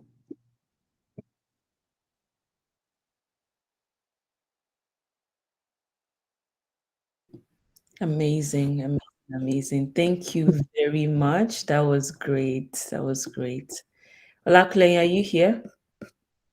Yes, I'm here. Thank you very much, Pharmacy Students. Okay, for that wonderful session. So right about now, we'll be moving to the question and answer section. We have a couple of questions here, and our two speakers, Pharmacist Abena Amila and Pharmacist Chijoke Okeke, will be answering the questions. So I'd like to take the first question here. It says for Pharmacist Amila Abena. The first question says, are these scholarships that you mentioned only open to Nigerians?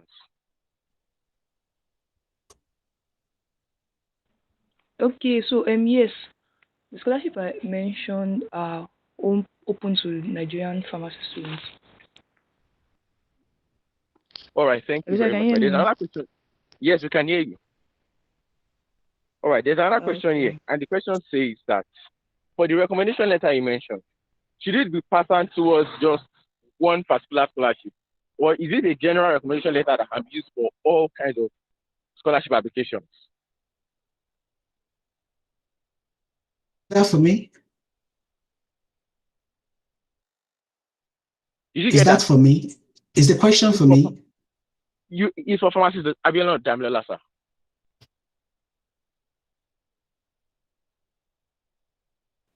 Okay, so I didn't make mention of recommendation letter, so I think it should be for Pharmacy okay.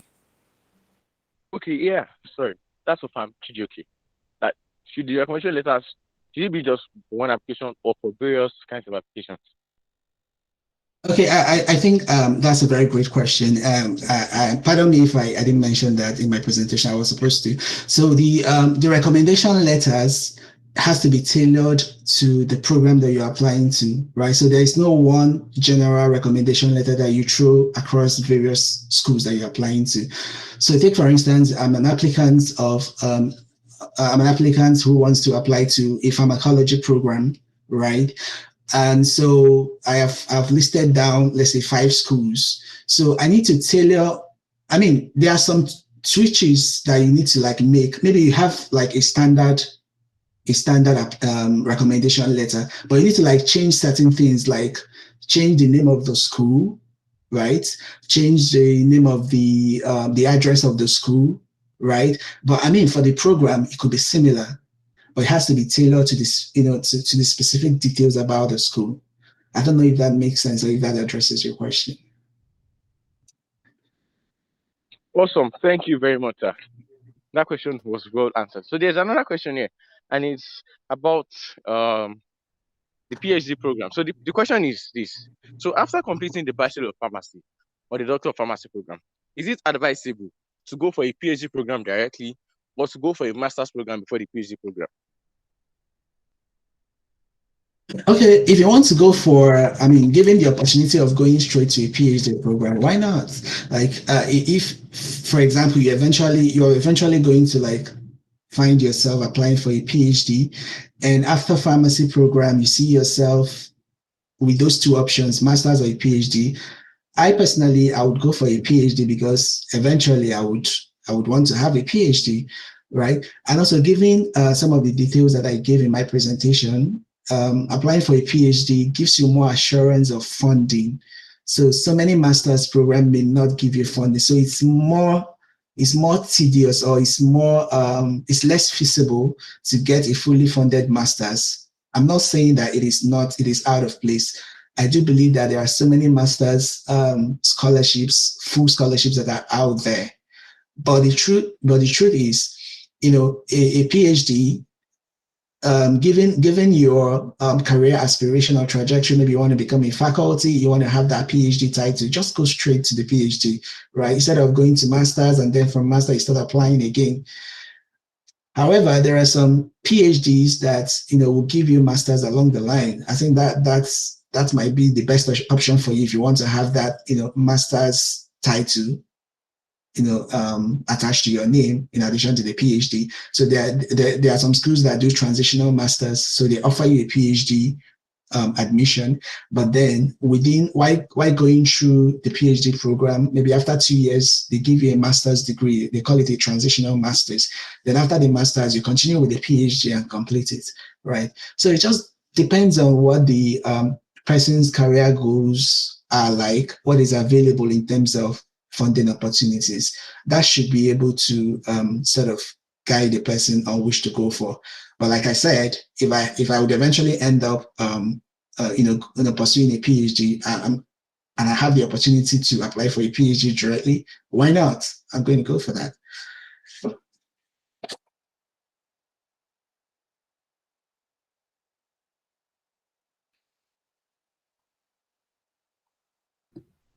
Olakunle, are you there? All right, thank you very much, sir. There's another question in the comment section, and the question says, when writing the academic CV, are there specific patterns for the CV requested by the schools offering the scholarship, or there's a general template? Okay, there is usually a general template for for academic CV, right? I do not think that schools have their specific academic CV. It's just a general there's a general template because it has certain sections that many schools would desire their applicants to have on their CVs. So like I mentioned during the presentation, it would have your educational background, it should have your professional experience, it should have your research experience. Some have leadership experience, some have what do you call it?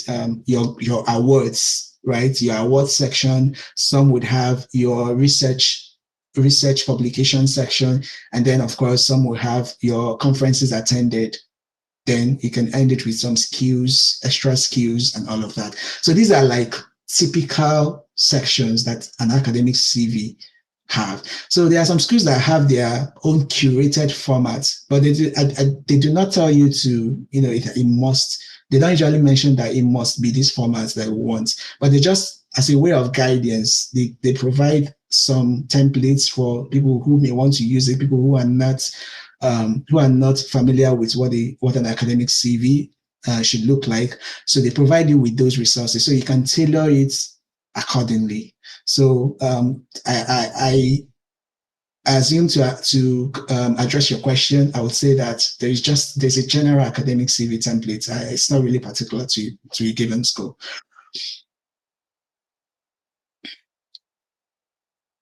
All right, thank you very much, sir. So there's another question here.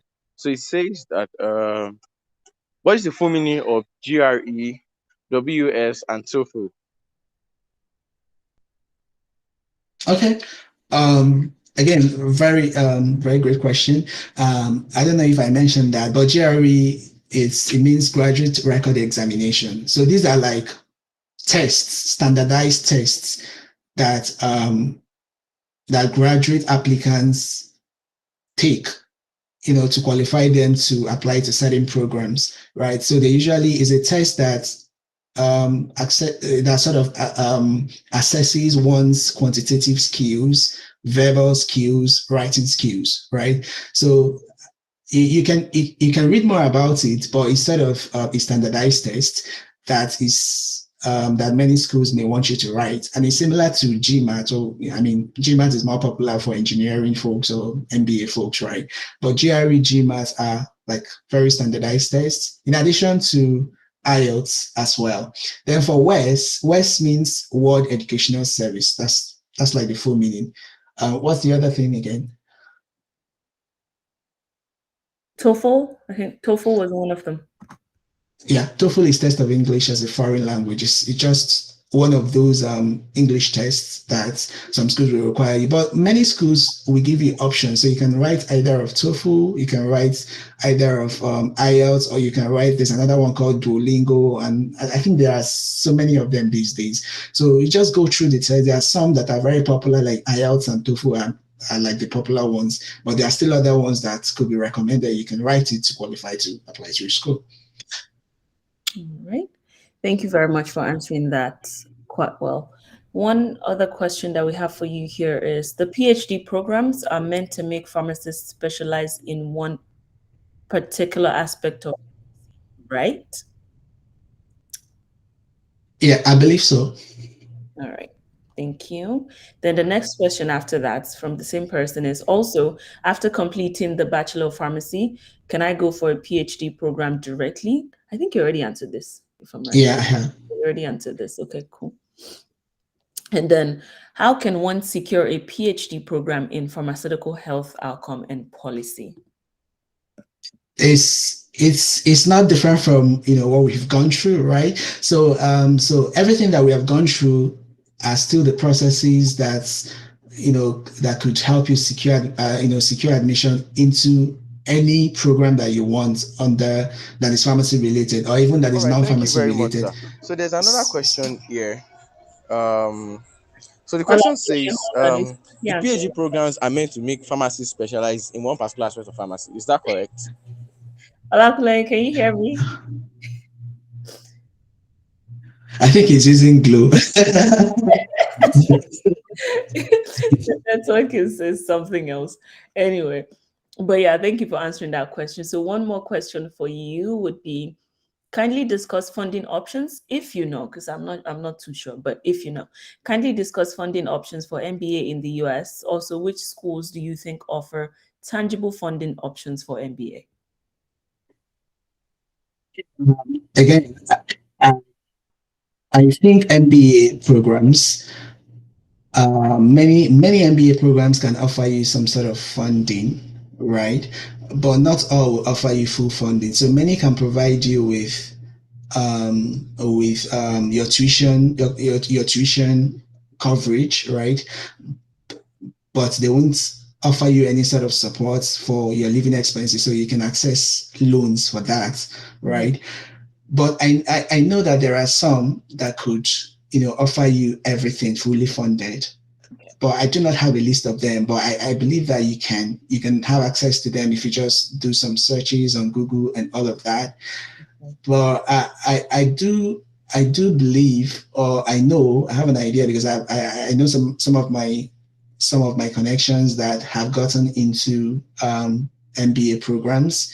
So those Ivy League programs, there are some Ivy League MBA programs. So I'm talking about the top 10 business schools in the US, like the HBS, Harvard Business School, Chicago Booth, Columbia Business School. So those ones, if you get into those ones, they may offer you like a tuition waiver, right? But then they have an internal way of providing loans or support for you that after your completion, they have a way of paying back. So it's not usually a problem for those schools in accessing loans, right? So I think for those programs, they can give you some form of support in terms of loans. But there are some that have special scholarship opportunities wherein you can get fully funded for MBA. So just do more research on them. I believe you find those schools. Thank you. I believe that answered your question, the question very well. Okay, so can you please recommend some pharmacy schools that offer full and partial funding?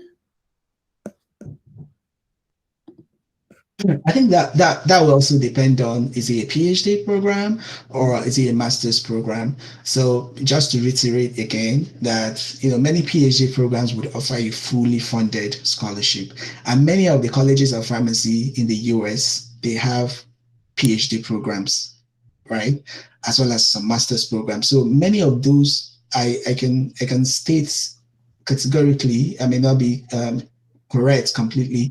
I can say that over 80% of pharmaceutical sciences PhD programs in the US, especially those ones that are in their colleges of pharmacy, they will offer you fully funded PhD admissions. So you just Google, list colleges of pharmacy in the US. It's going to give you a list. Just go through each of the schools and navigate through the tabs and get access to their program list, and just know which ones offer full scholarships. So I think, like I said, there might be some lists out there that people have drafted that might give you an idea of some schools that may offer this, but you can actually search for these schools yourself. And I believe I mentioned that in the presentation. Yes. Thank you very much. Now we're going to give one person an opportunity to ask the question live, so you can unmute yourself and ask your question. Just one person, because we're already like 30 minutes over, and I'd like to end this call like very soon. Yeah, thank you, pharmacist Chigioke. Yeah, thank you so much for the presentation today. Yeah, just a request, please, can you share with us your slides so that we can easily revise after? Yes, I've been saying that in the chats. All the slides for both of them will be shared, and the video will also be shared as well. All right, thank you. You're welcome. Okay. All right. Olakuleye, are you there? You can wrap it up if you're there. Can you hear me?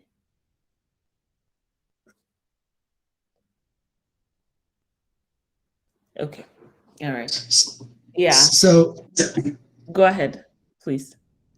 can you hear me? Mm-hmm.